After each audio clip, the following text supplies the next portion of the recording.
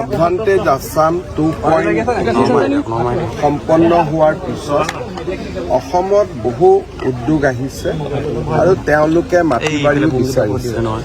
যোৱা পৰহি দিনাখন আমি নুমলীগড়ত নতুনকৈ 2টা উদ্যোগত অনুমতি প্ৰদান কৰিছোঁ আৰু তেওঁলোকক মাটি আদিও আমি দিছোঁ।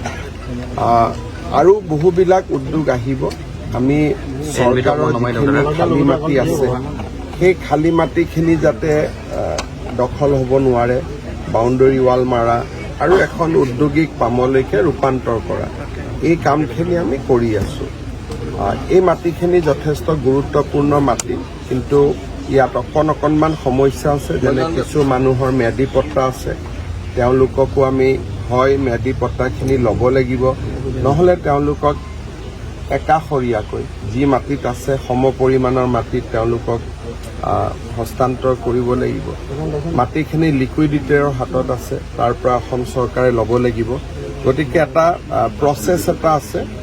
এই প্ৰচেছখিনি হৈ গ'লে আমি কোনোবা ভাল উদ্যোগক দেখুৱাব পাৰোঁ, কিন্তু এতিয়া ফটক কৰি নোৱাৰোঁ, কাৰণ প্ৰচেছখিনি আছে। এই প্ৰচেছখিনি আমি কমপ্লিট কৰি ল'লে প্ৰায় 500 বিঘা মাটি ভৱিষ্যতে উন্নয়নৰ কাৰণে আমি পাম, আৰু এইটো এটা যথেষ্ট ডাঙৰ সম্পদ হ'ব। ইতিমধ্যে এই মাটিখিনিত বাউণ্ডেৰী ৱাল কৰাৰ কাৰণে আমি এটা এষ্টিমেট বনাইছোঁ। খুব সোনকালে বাউণ্ডেৰী ৱাল দিয়াৰো কাম আৰম্ভ হ'ব। ইয়াত 20টামান পৰিয়াল এতিয়াও বসবাস কৰে কোৱাৰ্টাৰত। তেখেতসকলৰ লগত আলোচনা কৰিব লাগিব, তেওঁলোকৰো অসুবিধা হ'ব নালাগে। আমি কথা বতৰা পাতি এটা আলোচনাৰ মাজেৰে তেওঁলোকক য'ত দিব লাগে বা এটা চুকত আমি মাটি দিব পাৰোঁ, বা তেওঁলোকৰ কি দাবী আছে আমি দাবীখিনি পৰীক্ষা কৰিব পাৰোঁ। সৈনিক স্কুল বৰ্তমান তেওঁলোকে নিয়মটো বহুতখিনি বদলাই দিলে। আজিকালি সৈনিক স্কুল NGOই প্ৰতিষ্ঠা কৰে, তেওঁলোকে ৰিকগনাইজ কৰে। দিল্লী পাব্লিক স্কুল টাইপ হ'ল। যোৱা কেইদিনমান আগতে আমাৰ চিৰাঙত এখন সৈনিক স্কুল এটা NGOই প্ৰতিষ্ঠা কৰিছিল, ৰিকগনাইজ কৰি দিছে। গতিকে আজিকালি সৈনিক স্কুলটো অকণমান গোটেই পতাৰ নিয়মটোৱে অলপ বেলেগ হৈ গ'ল। খালি কাৰ্বি চুক্তি অনুসৰি চুক্তিত এখন সৈনিক স্কুল আছিলে, এতিয়া তেওঁলোকে মাঞ্জা ডিফুত দিছে। কিন্তু আগত যেনেকৈ সৈনিক স্কুল প্ৰতিষ্ঠা কৰাৰ নিয়ম আছিল সেইটো এতিয়া বাদ দিলে। এতিয়া কোনোবা NGOই সৈনিক স্কুল এটা পাতিব আৰু তেওঁলোকে আহি পৰীক্ষা কৰি এফিলিয়েশ্যন দিব। সৈনিক স্কুলখনক এখন বৰ্ড টাইপ কৰি দিলে, যেনেকুৱা CBSE বৰ্ড, ICC বৰ্ড, তেনেকুৱা বৰ্ড টাইপ তেওঁলোকে কৰি দিলে।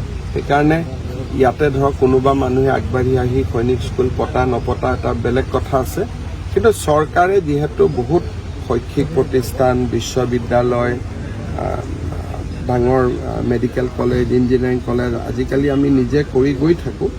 এই মাটিখিনি এবাৰ চৰকাৰৰ ওচৰলৈকে আহিলে আমি ইয়াক বহুতখিনি এটা ভাল এই গোটেই অঞ্চলটো ৰাইজৰ সুবিধা হোৱাকৈ বহুতখিনি কাম আমি কৰিব পাৰিম। ছাৰ, গোলাঘাট জিলাৰ বিভিন্ন প্ৰান্তত আচলতে এনেকুৱা ধৰণৰ মাটি ইয়াত পৰি আছে।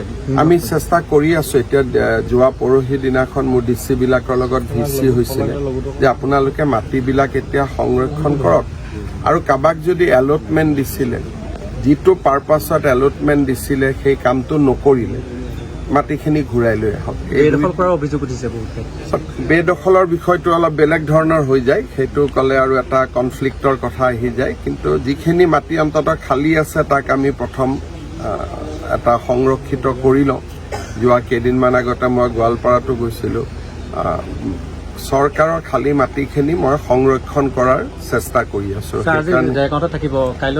আজি আমাৰ দেৰগাঁৱত ইয়াতে SP কনফাৰেন্স আছে।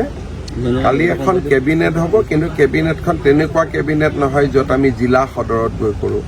অহাকালি যিহেতু যোৰহাটত আমাৰ দলৰ মিটিং আছে, সকলো মন্ত্ৰী বিধায়ক ইয়াতে থাকিব, তাৰ সুযোগ লৈহে আমি ইয়াত এখন কেবিনেট পাতিম। কিন্তু এই বানপানী পাৰ হৈ যোৱাৰ পিছত গোলাঘাটত আমাৰ এখন কেবিনেট হ'ব। এই ফিল্ডখন মৃণাল শইকীয়াই কৈছে সংৰক্ষণ কৰিব লাগে, সংৰক্ষণো কৰিম, ডাঙৰো কৰিম যদি সুবিধা আছে। ধন্যবাদ।